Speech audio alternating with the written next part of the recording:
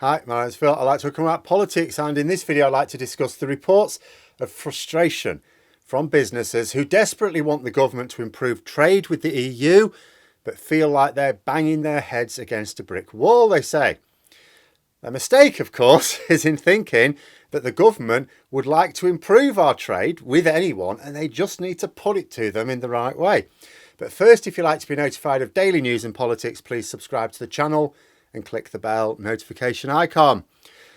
There's been a bit of a flurry of Brexit stories in the media of late, actually. Perhaps it's the combination of correspondents thinking they can be a bit freer in drawing attention to the problems with Brexit, because there's been a notable increase in the amount of accuracy regarding Brexit since Liz Truss blew the country up.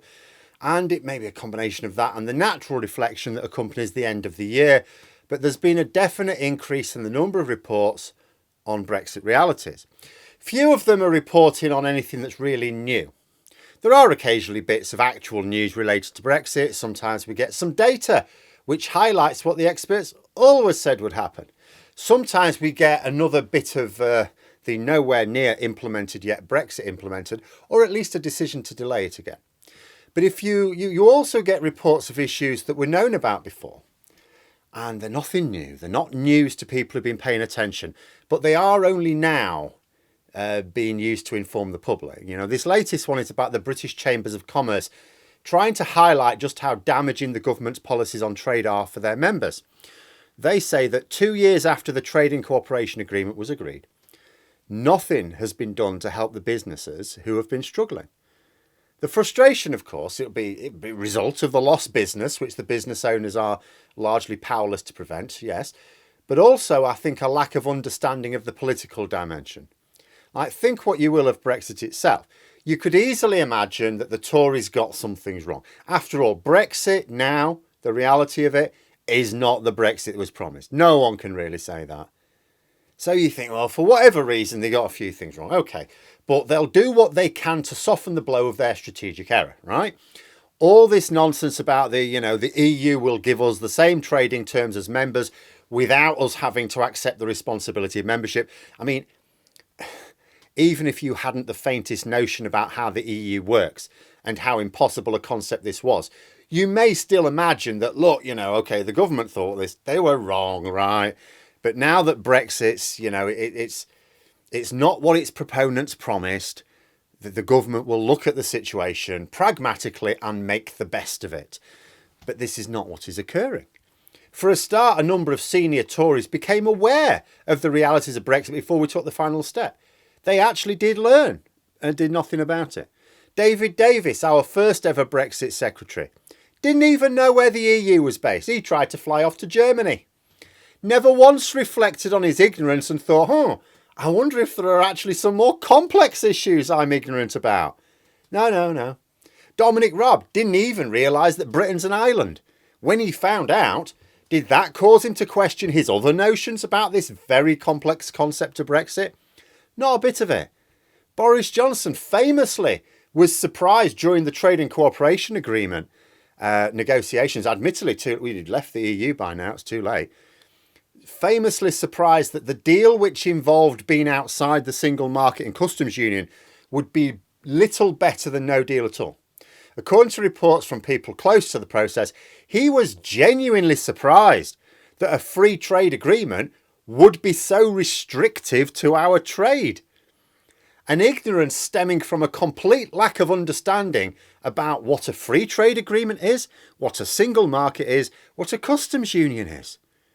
But did he pause the process when he found out? Did he go back to the country and say, look, I know I said we'd get a deal by the end of this year, but, this Brexit's not actually going to be quite what I thought it was going to be. What we'll do is we're just going to take longer to make sure we get the best possible deal, just to make sure we can have the softest possible landing. No, just ploughed on with it. Ploughed on anyway, because for the majority of Tories, Brexit was all about keeping the ERG from blowing up their party.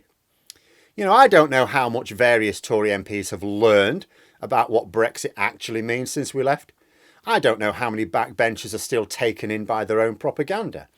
What I do know is that senior members of the government whose departments are being impacted by Brexit will have access to full and frank information about what's going on.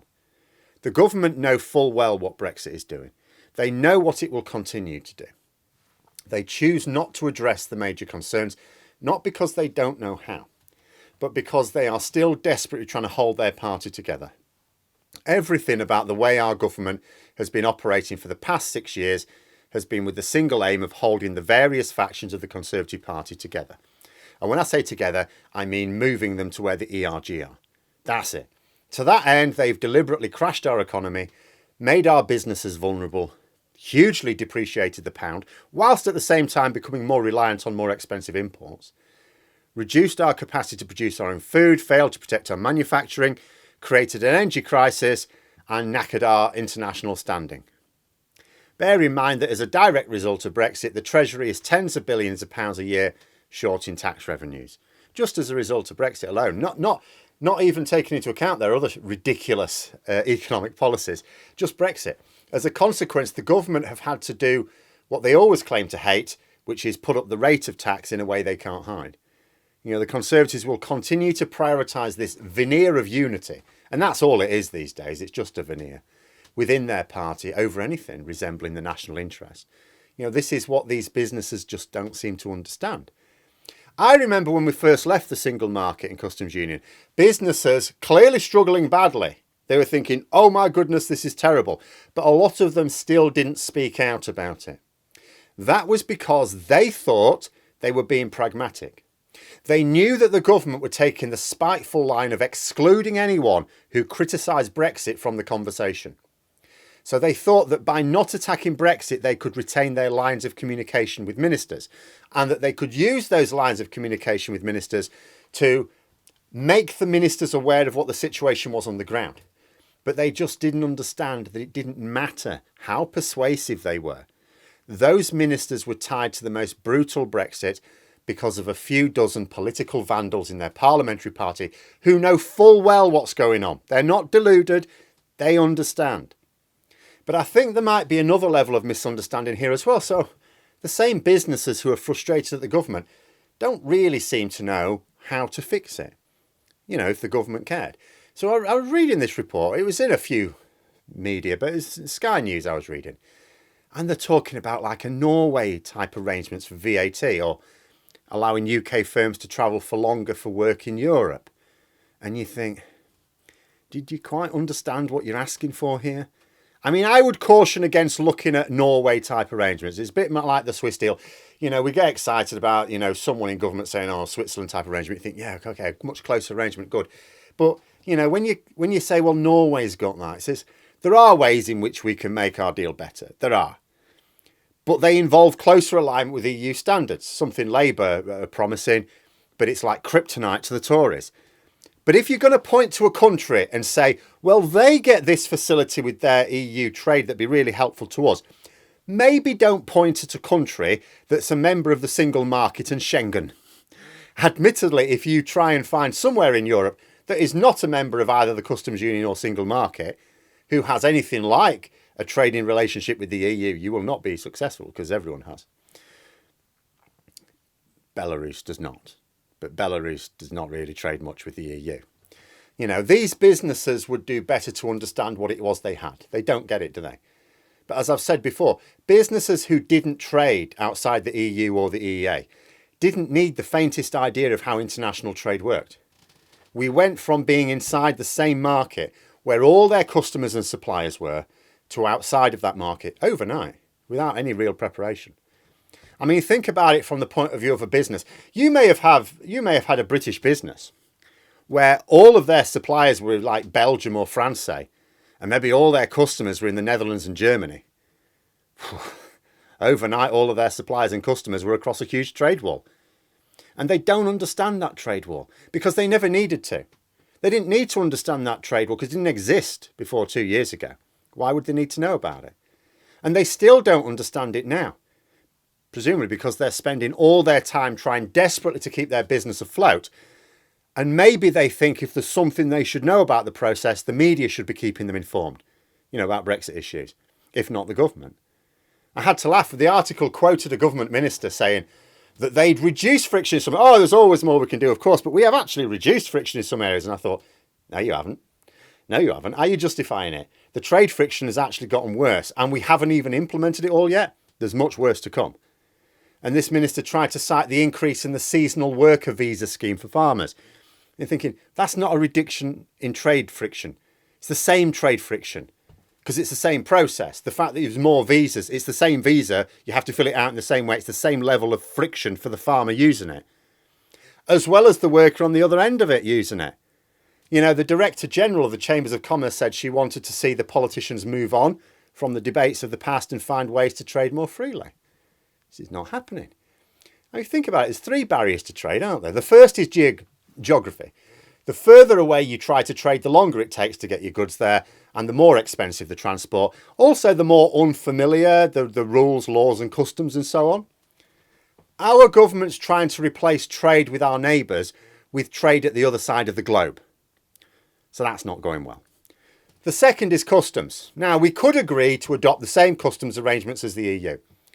Shouldn't have an issue with that. I could talk to any Brexiteer and explain to them what that means. They won't have an issue with it. No one's got an issue with it, really.